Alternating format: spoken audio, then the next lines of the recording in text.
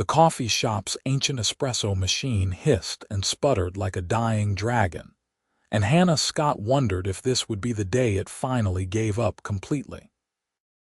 She wiped down the counter with practiced efficiency, her fingers stained from countless hours of handling coffee beans and wiping tables. The lunch rush had just ended, leaving behind a trail of crumbs, sticky tables, and exactly $43 in tips that she'd already mentally allocated to her electric bill. "Table 7 needs cleaning," Marcus called from behind the register, and Hannah grabbed her cleaning supplies without complaint. This was her life now, and she'd made peace with it. Columbia University had been a distant dream that died the moment her father's medical bills started arriving. Someone had to keep the family afloat, and her younger brother needed to finish high school. Dreams could wait. Dreams had to wait. She was scrubbing at a particularly stubborn coffee ring when the door chimed. Hannah glanced up out of habit and froze. The man who walked in didn't belong in this neighborhood. Not with that charcoal suit that probably cost more than her monthly rent. Not with that confident stride that spoke of boardrooms and private jets. He had dark hair styled perfectly, a strong jaw, and eyes that scanned the room with the assessment of someone used to evaluating everything around him. Blake Patterson had exactly 15 minutes before his next meeting, and his assistant had sworn this coffee shop made the best espresso in Manhattan. He'd been skeptical, given the peeling paint on the exterior and the cracked sidewalk out front, but he trusted Jennifer's judgment. She'd been with him for 5 years and had never steered him wrong. "What can I get you?" The woman behind the counter looked tired, her blonde hair pulled back in a ponytail that had seen better hours. "Double espresso," Blake said, then reconsidered. "Actually, make it a cappuccino. And whatever pastry you'd recommend." The woman nodded and called back to the girl cleaning tables. "Hannah, fresh pastries." The blonde at table 7 stood up, and Blake found himself paying attention. She had delicate features, tired eyes, but when she smiled at the older woman, her whole face transformed. "The almond croissants just came out. They're still warm." "I'll take one," Blake said, meeting her eyes. Green, he noticed. Very green. Hannah shouldn't have felt self-conscious about her stained apron and her messy hair, but something about this man made her acutely aware of every flaw in her appearance. She grabbed the croissant with tongs and placed it on a plate, then brought it to the counter. $6.50, Marcus announced. The man handed over a $50 bill. "Keep the change." Hannah's eyes widened. "Sir, that's way too much. Consider it an investment in excellent customer service." His smile was warm, genuine, and it made something flutter in Hannah's chest that she immediately suppressed. Men like him didn't look at women like her, not really. This was kindness, maybe pity, but nothing more. Blake took his coffee and pastry to a corner table, pulled out his phone, and tried to focus on the quarterly reports Jennifer had sent. But his eyes kept drifting to the blonde woman who'd returned to cleaning tables with renewed energy. There was something about her, something in the way she moved, the way she smiled at elderly customers, and patiently explained the menu to confused tourists. He stayed longer than 15 minutes. His next meeting could wait. Hannah felt his eyes on her and told herself she was imagining it. But when she glanced over, he was watching her, and this time he didn't look away. Her heart hammered against her ribs. She forced herself to focus on her work, but awareness prickled across her skin. When she looked again, he was gone, and disappointment settled heavy in her stomach. The next day he came back. "Cappuccino," Blake said when Marcus asked for his order, "and one of those almond croissants." Hannah was wiping down the espresso machine and pretended not to notice him, but her hands trembled slightly. 2 days in a row couldn't be coincidence, could it? But then again, maybe he just liked the coffee. Rich people probably had routines, favorite spots. You work here every day? Blake asked when she brought over a clean cup for Marcus. She met his eyes, searching for condescension and finding only curiosity. 6 days a week, Sundays off. That's a lot of coffee. Pays the bills. She didn't mean to sound defensive, but his easy comment reminded her of the chasm between their worlds. He probably didn't think about bills, didn't know what it felt like to count quarters for subway fare. Blake sensed her withdrawal and cursed himself. He'd spent so long in corporate settings that he'd forgotten how to talk to real people. "I'm Blake," he offered. "Hannah." She hesitated, then asked, "You work around here?" "About 6 blocks north.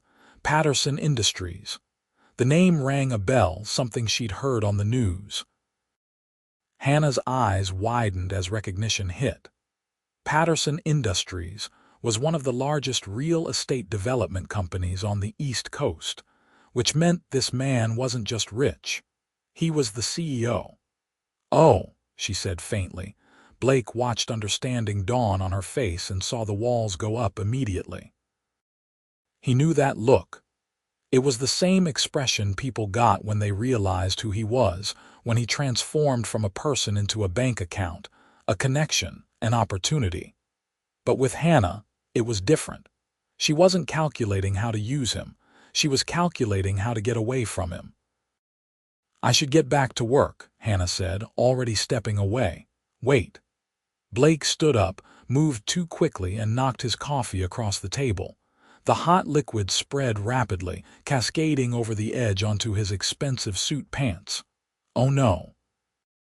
Hannah grabbed a handful of napkins and rushed over without thinking. She knelt down and started blotting at his pants before realizing what she was doing, where her hands were, and she jerked back, face burning. "I'm so sorry, I wasn't thinking, it's fine," Blake said, but he was fighting a smile. Her embarrassment was adorable, and this was the closest she'd let him get since he'd introduced himself. "Really? It's just coffee. That suit probably costs more than my car." "I don't have a car," Blake admitted. Hannah looked up at him, confused. "What? I have 3 cars, actually, and a driver, which is probably worse, now that I'm saying it out loud." A surprised laugh escaped her before she could stop it. He was trying to joke, trying to put her at ease, and the effort was somehow endearing. "Let me get you some cold water before that stain sets." She hurried to the back and returned with a damp cloth. Blake had taken off his jacket, and Hannah tried not to notice how the white dress shirt fit across his shoulders. She handed him the cloth and stepped back, maintaining distance. "Thank you," Blake said. "You're good in a crisis. It's coffee, not a crisis." You'd be surprised how many people freeze up over smaller things. Hannah wanted to say that people who worried about coffee stains probably didn't have real problems, but that wasn't fair. She didn't know him, didn't know his life. "I should really get back to work. Marcus is glaring at me." Blake glanced over, and sure enough, the older man behind the counter was watching with disapproving eyes.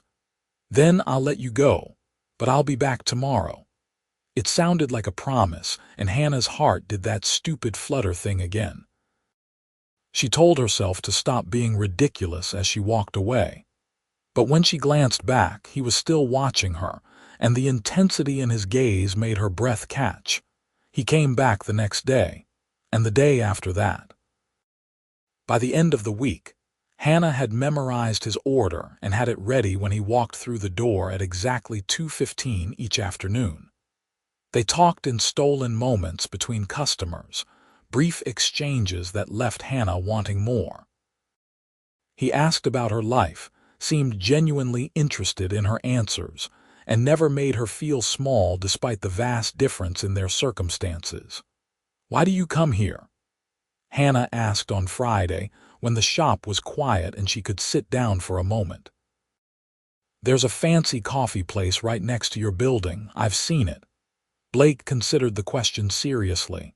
"The coffee's better here, liar." His lips quirked up. Okay, the company's better here. Heat crept up Hannah's neck. You can't say things like that. Why not? Because we're from different worlds, she said, voicing what had been bothering her all week. You're a CEO. I'm a waitress. This isn't some romantic movie where everything works out. You'll get bored and move on, and I'll be left feeling stupid for thinking this was anything more than what it is. Blake's expression shifted, became serious. And what do you think this is? I don't know, Hannah admitted. But it can't be anything real. You know that, right?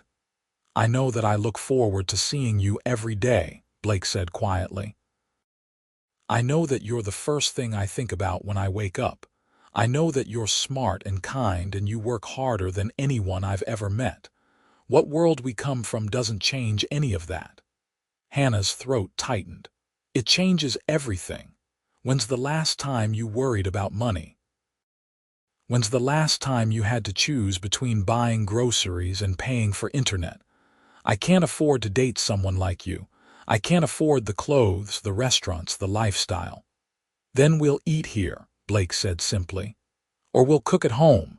Hannah, I don't care about any of that. But I do, she whispered. I care because every time I'm with you, I'll be reminded of everything I'm not, everything I don't have. And that's not your fault, but it's reality. Marcus called her name before Blake could respond, and Hannah escaped gratefully to help a customer.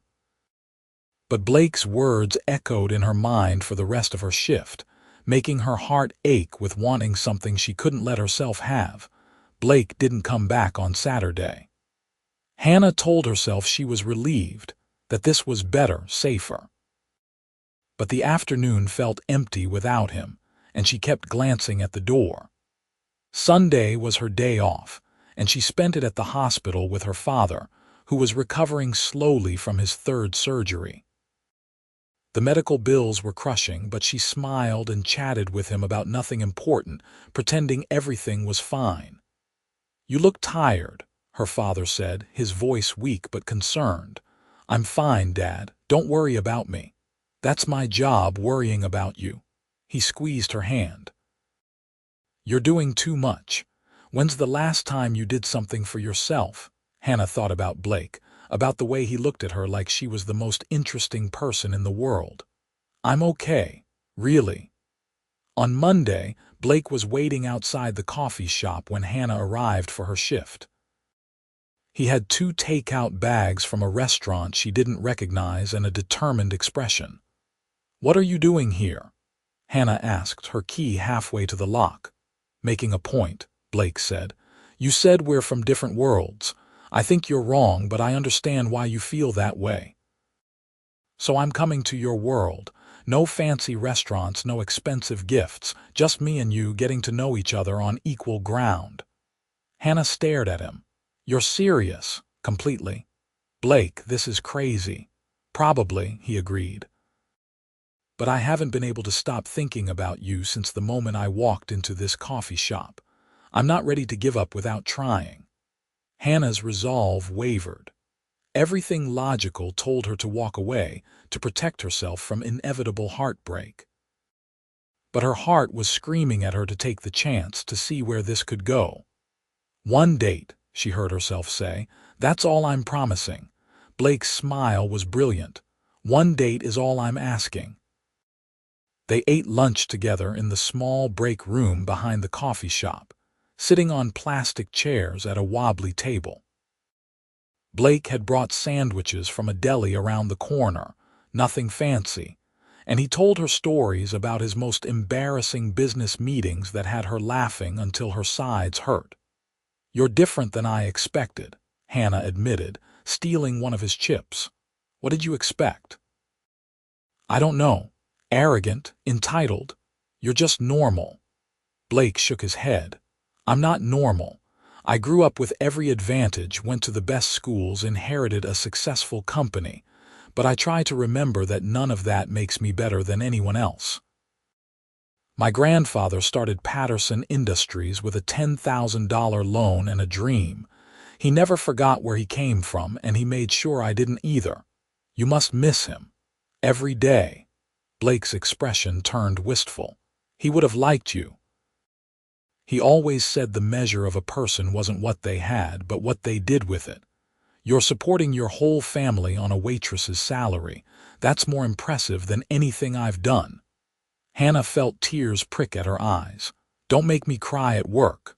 Sorry. Blake reached across the table and took her hand. His palm was warm, his grip gentle, and Hannah didn't pull away. They sat like that for a long moment, connected, and something shifted between them. The barriers she'd built didn't seem quite so necessary anymore. Their first official date was on Sunday, Hannah's day off. Blake picked her up in jeans and a sweater, looking unfairly handsome in casual clothes. They went to Central Park, rented bikes, and spent the afternoon riding around the lake like tourists. Hannah couldn't remember the last time she'd done something just for fun, and the freedom was intoxicating. "I'm terrible at this," she gasped, wobbling dangerously as she tried to avoid a runner. Blake caught her handlebar, steadying her. "You're doing great. I almost killed that man." "He was fine. Besides, I would have protected you from any legal consequences." Hannah laughed, breathless and happy. The autumn sun was warm on her face, the leaves were turning brilliant shades of red and gold, and Blake was looking at her like she was the only person in the world. When they finally stopped to rest, sitting on a bench overlooking the water, Hannah felt something settle in her chest. This felt right. He felt right. "What are you thinking?" Blake asked, his arm stretched along the back of the bench behind her. "That I might have been wrong," Hannah admitted. "About the different worlds thing. Yeah, maybe worlds aren't as fixed as I thought. Maybe they can merge, overlap, create something new." Blake turned to face her fully, his expression intense. "Hannah, I need you to know something. I'm not playing around here. I'm not looking for something casual or temporary. From the moment I saw you, I knew you were special. I want to see where this goes. I want to give us a real chance." Hannah's heart hammered. "That's terrifying. I know, but it's also exciting, isn't it?" She nodded, unable to speak around the lump in her throat. Blake leaned in slowly, giving her time to pull away, but Hannah met him halfway. Their first kiss was soft, tentative, a question and an answer all at once. When they broke apart, Blake rested his forehead against hers. "I've wanted to do that for weeks," he murmured. "Me too," Hannah whispered back. Over the next few months, they built something real. Blake integrated into Hannah's world with surprising ease. He became a regular at the coffee shop, helping out during rushes and charming all the regular customers. He met her brother Tommy and spent hours helping him with college applications. He visited her father in the hospital and talked about baseball and old movies, never making him feel pitied or less than. But Hannah also started seeing Blake's world, and it was overwhelming. His penthouse apartment had floor-to-ceiling windows overlooking the city. His closet was bigger than her bedroom.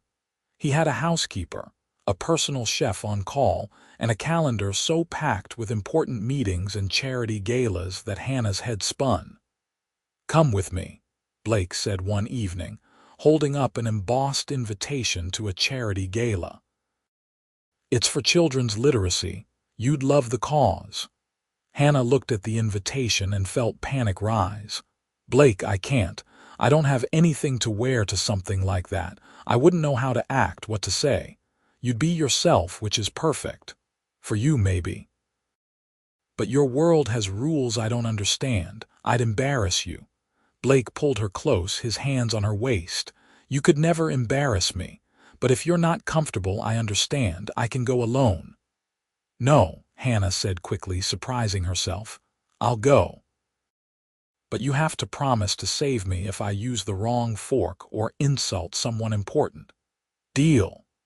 The gala was exactly as intimidating as Hannah had feared. Blake had insisted on buying her a dress, a beautiful navy gown that made her feel like a princess and guilty in equal measure. The venue was dripping with crystal chandeliers and important people whose names she recognized from newspapers. She clung to Blake's arm, trying not to gawk at the opulence around her. Blake Patterson, a silver-haired man in an expensive tuxedo, approached, hand extended. "Good to see you." "And who is this lovely young lady?"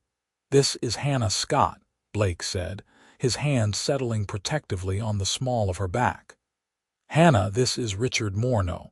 He's on the board of the Literacy Foundation." Hannah shook his hand, trying to project confidence she didn't feel. "It's wonderful to meet you. The work your foundation does is incredible." "Are you involved in education?"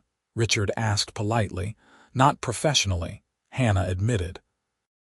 "But I'm helping my younger brother apply to colleges right now, and I've seen firsthand how important strong reading skills are. He struggled in elementary school, and if it wasn't for a teacher who took extra time with him, he wouldn't be where he is today." Richard's polite smile became genuine. "That's exactly the kind of intervention our programs provide. Too many children fall through the cracks simply because they don't have access to the right resources." "What schools is your brother applying to?" They talked for 15 minutes, and by the end, Richard had given Hannah his card and made her promise to send him Tommy's information. "We have scholarship programs," he said. "If your brother is as bright as you say, I'd like to help." After Richard left, Blake kissed her temple. "See, you're perfect at this. I was terrified the entire time. You were brilliant." The evening got easier after that.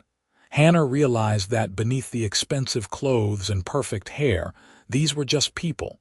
Some were kind, some were boring, some were pretentious. But Blake never left her side, and he introduced her to everyone as though she was the most important person in the room. When they danced, he held her close and whispered jokes about the other guests that made her laugh into his shoulder. "Thank you for bringing me," Hannah said as they swayed to the music. "I almost said no. I'm glad you didn't. I'm proud to be here with you. Even though I'm just a waitress."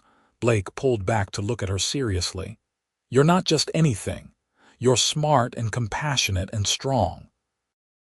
You're the woman I'm falling in love with. That's who you are." Hannah's breath caught. "Blake, you don't have to say it back," he said quickly. "I just needed you to know." But Hannah was shaking her head, smiling through sudden tears. "I love you too. I've been trying not to, but I do. I love you so much it scares me." Blake kissed her then, right there in the middle of the dance floor, and Hannah stopped caring about different worlds or social expectations. Nothing mattered except this man and this moment and the future they were building together. The holidays approached, and with them came new challenges.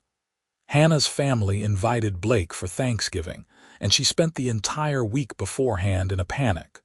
Her mother's apartment was tiny, the furniture worn and mismatched. There would be no catered meal or expensive wine. Just her mother's cooking, cheap beer, and a cramped living room with a television that only got half the channels. What if he realizes how different we really are? Hannah asked Tommy the night before Thanksgiving. Her brother looked up from his homework. "He already knows, Hannah. And he doesn't care. Stop looking for reasons to sabotage this." "I'm not sabotaging anything." "You are. You've been waiting for him to wake up and realize you're not good enough, but maybe you're the one who needs to wake up and realize he's lucky to have you." Hannah hugged her brother tight. "When did you get so wise?" "I've always been wise. You just never listen." Thanksgiving was chaotic and loud and nothing like the elegant dinners Blake was probably used to. Hannah's mother fussed over him. Her Uncle Jerry told inappropriate jokes, and Tommy challenged Blake to a video game competition that got intensely competitive. Through it all, Blake laughed and joked and fit in like he'd been part of the family for years. "Your family is wonderful," Blake told Hannah later as they washed dishes together in the tiny kitchen. "They're loud and embarrassing. They're real, and they love you. That's not embarrassing, that's beautiful." Blake dried a plate and set it aside. I need to tell you something, and I don't want you to freak out. Hannah's stomach dropped. That sounds like something I should definitely freak out about. My mother wants to meet you. She's having a Christmas party, very formal, very upper class. All the relatives will be there, business associates, family, friends. It's going to be intense. Oh God. You can say no, Blake said quickly. I'll understand, but I want you there. I want them to meet you, to see what I see. Hannah took a deep breath. Okay, I'll go. Really, really. But I'm going to need a lot of coaching on which fork to use. Blake grinned and pulled her into a kiss that tasted like pumpkin pie and promises. The next few weeks were a whirlwind. Blake's company was closing several major deals before the end of the year, which meant longer hours and more stress. Hannah picked up extra shifts to save money for Christmas presents. They still saw each other every day, but often just for quick meals between obligations. Hannah missed him, missed the easy afternoons when they could just be together without the world intruding. I'm sorry, Blake said one night, collapsing onto her couch after a 14-hour day. This is temporary, I promise. After the new year, things will calm down. Hannah curled up next to him, running her fingers through his hair. I understand, I just miss you. I miss you too. Blake pulled her closer, his arms tight around her. Come work for me. Hannah pulled back, confused. What? Not at Patterson Industries, Blake clarified quickly. But I've been thinking. You're wasting your talents at the coffee shop. You should be doing something you're passionate about. What would you do if money wasn't an issue? Hannah had spent so long focused on survival that she'd forgotten about dreams. But now, with Blake looking at her like anything was possible, the answer came easily. I'd finished college.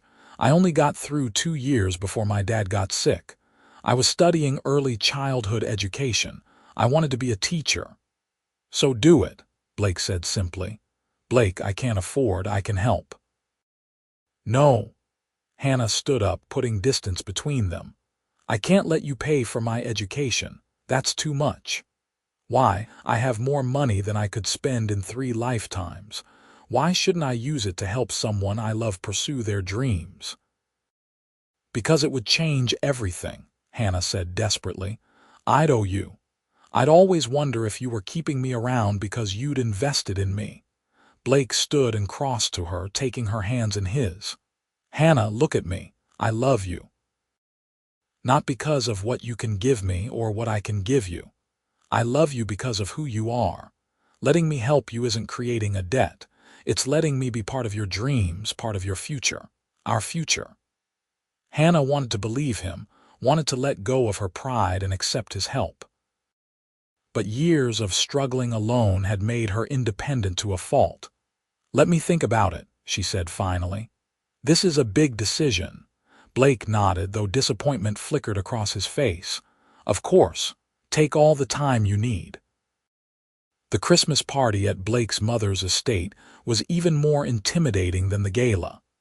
The house was a mansion, really, in Connecticut, with a circular driveway and columns that belonged on a government building. Hannah felt sick as Blake helped her out of the car. Her dress, another gift from Blake that she'd initially refused before reluctantly accepting, was beautiful, but she still felt like an imposter. My mother can be a bit much, Blake warned as they approached the front door. But she means well. Mostly. The door opened before they could knock, and a woman who could only be Blake's mother appeared. She was tall, elegant, with Blake's dark hair streaked with gray and eyes that assessed Hannah with surgical precision. Mother, this is Hannah Scott, Blake said, his hand firm on Hannah's back. Hannah, this is my mother, Victoria Patterson. Mrs. Patterson, it's lovely to meet you. Hannah extended her hand, grateful it wasn't shaking. Victoria's handshake was brief, her smile polite but cool. Blake has told me so much about you. Come in, please. Let me take your coats. The party was in full swing, a sea of designer clothes and practiced laughter. Blake introduced Hannah to what felt like hundreds of people, and she smiled until her face hurt. Most people were polite, some were warm, but she caught the whispers, saw the curious looks. She didn't belong here, and everyone knew it. "Hannah, dear, could I speak with you for a moment?" Victoria appeared at her elbow, and Blake shot Hannah an apologetic look before being pulled away by a business associate. "Of course," Hannah said, following Blake's mother to a quiet study off the main hall. Victoria closed the door and turned to face her. "I'm going to be direct, Miss Scott. What are your intentions with my son?" Hannah blinked, startled by the bluntness. "I love him." "I'm sure you do." "He's quite the catch, isn't he? Handsome, successful, wealthy. What woman wouldn't love him?" The implication stung. "I loved him before I knew who he was." "Did you? Because from what I understand, you knew exactly who he was from the moment he introduced himself." Victoria's smile was sharp. "I'm not saying you're a bad person, but you have to understand my concern. Blake is my only son. He's brilliant, but he can be naive when it comes to people. He sees the best in everyone. I don't have that luxury." Hannah felt anger rising, hot and defensive. "I would never hurt him." "Not intentionally, perhaps. But what happens when the novelty wears off? When he realizes that you have nothing in common, that you can't relate to his life, his responsibilities? When your worlds stop being charming in their differences and start being obstacles? What then?" "I don't know," Hannah admitted, her voice shaking. "But we'll figure it out together. Will you? Or will you drag him down to your level?" Victoria's eyes were cold. "My son could have anyone. He should be with someone who can be a true partner in his world, someone who understands the demands of his position. Can you honestly tell me that you can be that person?" Hannah felt tears threatening and refused to let them fall. "I should get back to the party." She brushed past Victoria and fled to the bathroom, locking herself in and trying to breathe through the panic. Everything Victoria had said echoed her own fears, the doubts she'd been trying to suppress for months. Maybe she was being selfish, holding on to Blake when he deserved someone better suited to his life. Blake found her 20 minutes later, sitting on the closed toilet lid with mascara-stained cheeks. "Hannah, I've been looking everywhere. What happened?" "Your mother thinks I'm not good enough for you," Hannah said flatly. "And she's right. She talked to you. What did she say? The truth. That we're from different worlds and eventually that's going to matter. That you need someone who can be a real partner in your life, not someone you have to protect and help and explain things to." Blake knelt in front of her, taking her hands. "My mother is protective and sometimes cruel, but she's wrong about this. You are my partner. You challenge me, support me, make me want to be better. I don't need someone who fits perfectly into my world. I need someone who makes me want to build a better world. That's you. Blake, I can't even afford my own education. I work at a coffee shop. Your mother is right that I'd be dragging you down." "Then let me help you," Blake said urgently. "Not because I think you need saving, but because I want to invest in our future. Go back to school, finish your degree, become the teacher you've always wanted to be. Let me support you while you do that, and then we'll be partners in every way." Hannah searched his face, looking for doubt or pity and finding only love. "What if I fail?" "You won't. But if you do, we'll figure it out together. Hannah, I'm not asking you to become someone different. I'm asking you to become everything you already are, everything you're capable of being. Please, let me help you do that." Something broke open in Hannah's chest, years of pride and fear crumbling under the weight of Blake's faith in her. "Okay," she whispered. "Okay, I'll do it." Blake pulled her into his arms, holding her tight. "I love you so much. I love you too." Hannah pulled back, wiping her eyes. "But I need to talk to your mother first." "Hannah, you don't have to." "Yes, I do." She found Victoria in the main hall, holding court with several elegantly dressed women. Hannah approached with her shoulders back and her chin up. "Mrs. Patterson, "May I speak with you privately?" Victoria's eyebrows rose, but she excused herself and followed Hannah to the study. "Yes. I want you to know that I understand your concerns," Hannah said evenly. "You're protecting your son, and I respect that, but I love Blake and he loves me. We're going to make this work with or without your approval. I'd prefer to have it, though. I'd prefer to become part of this family rather than a source of tension in it." Victoria studied her for a long moment. "You have more spine than I gave you credit for." "I've had to be strong my whole life," Hannah said. "I'm not afraid of hard work or challenges. What I'm afraid of is losing the man I love because I'm too proud or too scared to bridge the gap between our worlds. So I'm going to go back to school, finish my degree, and build a career I can be proud of. And I'm going to do it while loving your son with everything I have. You can accept that or not, but it's happening either way." A smile tugged at Victoria's lips, the first genuine expression Hannah had seen from her. "Blake said you were stubborn. I see now what he meant." She paused, then said, "I was wrong about you, Miss Scott. I hope you can forgive a mother's overprotectiveness. Only if you call me Hannah." Victoria extended her hand. "Then welcome to the family, Hannah." The spring semester started in January, and Hannah threw herself into her studies with the same determination she'd brought to everything else in her life. Blake had helped her navigate the financial aid and readmission process, but he'd been careful to let her maintain control. The money he provided was a loan, he insisted, though they both knew she'd never be able to pay it back in full. But calling it a loan made Hannah feel better, gave her a sense of agency. Balancing school and work was exhausting. Hannah had cut back her hours at the coffee shop, but still worked 3 days a week. Blake wanted her to quit entirely, but she refused. She needed the independence, needed to know she was contributing to her own success. "You're going to burn out," Blake said one evening, finding her asleep over her textbooks at his kitchen table. Hannah jerked awake, disoriented. "What time is it?" "Almost midnight. Come to bed. I have a paper due tomorrow. How much more do you have to write?" Hannah looked at her laptop screen at the half-finished essay staring back at her. "Maybe another 2 pages. Then finish it in the morning. You need sleep." Blake pulled her to her feet, ignoring her protests, and guided her to his bedroom. She was asleep before her head hit the pillow. She woke at dawn, panicked about her paper, but found Blake already up and making coffee. "Your paper is done," he said, handing her a mug. "I hope you don't mind that I read what you'd written. It was really good, by the way." "Blake, you can't do my homework for me." "I didn't.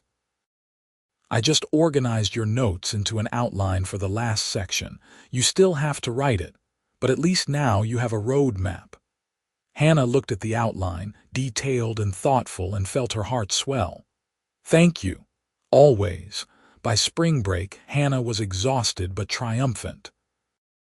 She'd aced all her classes, made friends with several other students returning to school later in life, and secured a part-time position as a teaching assistant in an elementary school.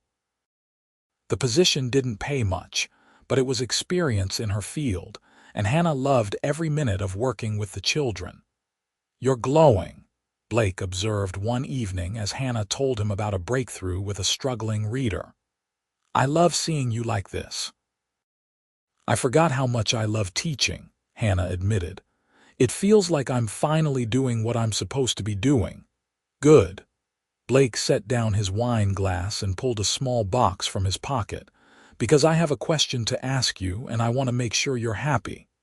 Hannah's heart stopped. "Blake, marry me."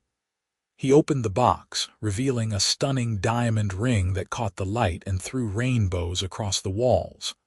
"I know we haven't been together that long. I know we still have things to figure out, but I also know that I want to spend the rest of my life with you. I want to support your dreams and share mine with you. I want to build a family and a future that combines the best of both our worlds. Say yes, Hannah." Please say yes." Hannah looked at the ring, at Blake's hopeful face, at the beautiful apartment that had become more home than her cramped studio ever was. She thought about the journey they'd taken, from that first awkward conversation in the coffee shop to this moment. They'd overcome so much already. "Why not take this leap together?" "Yes," she breathed. "Yes, I'll marry you." Blake slipped the ring onto her finger and kissed her with such joy and relief that Hannah laughed into his mouth. They held each other for a long time, swaying slightly, and Hannah felt something shift. The anxiety about their different backgrounds, the worry that she wasn't enough, all of it faded. They weren't from different worlds anymore.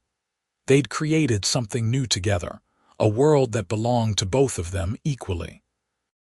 The wedding was in June, a month after Hannah finished her junior year with a perfect 4.0 grade point average. They'd compromised on the size, inviting both Blake's society friends and Hannah's modest family. The ceremony was at a small country church that Hannah's family had attended for generations, and the reception was at Blake's family estate. Two worlds merging, just as Hannah had once said was impossible. Victoria had warmed considerably to Hannah over the months, impressed by her determination and genuine love for Blake. She helped Hannah navigate the wedding planning without taking over, offering advice when asked and resources without strings attached. By the wedding day, the two women had developed a cautious but real friendship. "You look beautiful," Victoria said, adjusting Hannah's veil in the bridal suite. "Blake is a lucky man." "I'm pretty lucky too," Hannah replied, smoothing her dress nervously. "You know, I was wrong about you," Victoria admitted. "I thought you'd take advantage of my son's generosity, his kindness. Instead, you've made him happier than I've ever seen him. You've grounded him, reminded him what's important. Thank you for that." Hannah hugged her future mother-in-law, tears threatening her carefully applied makeup. "Thank you for giving us a chance." The ceremony was perfect. Hannah walked down the aisle on her father's arm, his health finally stable enough to be there for this moment. Blake waited at the altar looking devastatingly handsome in his tuxedo, and when Hannah reached him, he took her hand and whispered, "You're the most beautiful thing I've ever seen." They exchanged vows they'd written themselves, promising to honor both their differences and their similarities, to build a life that reflected both their values. When the minister pronounced them husband and wife, Blake kissed Hannah like they were the only two people in the world. The reception was a blur of dancing, laughter, and joy. Hannah's family mingled with Blake's friends, and the differences that had once seemed so insurmountable now felt irrelevant. Love was the great equalizer, and this celebration was proof that worlds could merge when there was enough love to bridge them. "Happy?" Blake asked, spinning Hannah around the dance floor. "Impossibly happy," Hannah replied. "Although I reserve the right to panic later about being married to a CEO. You're stuck with me now. No take-backs. Wouldn't dream of it." 5 years later, Hannah stood in her own classroom, watching her third-grade students work on their reading assignments. She'd graduated with honors, gotten her teaching certificate, and immediately been hired at the same elementary school where she'd been a teaching assistant. The job paid a fraction of what Blake made, but Hannah loved it fiercely. These children were why she'd gone back to school, why she'd fought so hard to finish her education. Her phone buzzed with a text from Blake. "Running late. Can you pick up Emma from daycare?" Hannah smiled and texted back a confirmation. Emma was 3 years old, stubborn like her mother and charming like her father. Their son, James, was 18 months old and already showing signs of being a handful. Hannah's life was chaotic, full of lesson plans and diaper changes and stolen moments with her husband. It was nothing like she'd imagined that day Blake first walked into the coffee shop. It was so much better. That evening, after the kids were in bed, Blake found Hannah in their home office grading papers. They'd bought a house in a good school district, not as ostentatiously large as his mother's estate, but comfortable and filled with love. Blake sat on the edge of the desk and took Hannah's red pen from her hand. "Remember when you said we were from different worlds?" he asked. Hannah leaned back in her chair, smiling. "I said a lot of stupid things back then. You weren't stupid. You were scared, but you took a chance anyway." "Best decision I ever made," Hannah said, standing and wrapping her arms around her husband's neck. "Although your mother might disagree." "My mother adores you. She told me yesterday that you're the daughter she never had." "She also told me that Emma needs etiquette lessons." Blake laughed. "Emma is 3. That's what I said." Hannah kissed him softly. "Thank you." "For what?" "For not giving up on me. For showing me that worlds aren't fixed. For loving me enough to meet me where I was while helping me get where I wanted to go." Blake pulled her close, his arms tight around her waist. "Thank you for letting me, for trusting me, for building this beautiful, chaotic, perfect life with me." They stood there in the quiet of their home office, two people from different worlds who'd created something entirely new together. Outside, the world continued spinning, full of divisions and differences. But here, in this space they'd carved out for themselves, none of that mattered. Here, there was only love, partnership, and the family they were building together. Hannah had been wrong all those years ago. They weren't from different worlds. They'd always been from the same world, the world of people who loved deeply, worked hard, and believed in the possibility of change. They just needed to find each other to realize it. And as Blake kissed her again, his hands gentle in her hair, Hannah sent up a silent thank you to whatever fate had brought him to that coffee shop on an ordinary Tuesday afternoon. She'd expected nothing and gained everything. Different worlds hadn't merged. They'd collided, sparked, and created something infinitely better than either could have imagined alone. This was their story, their life, their happily ever after. And it was absolutely perfect.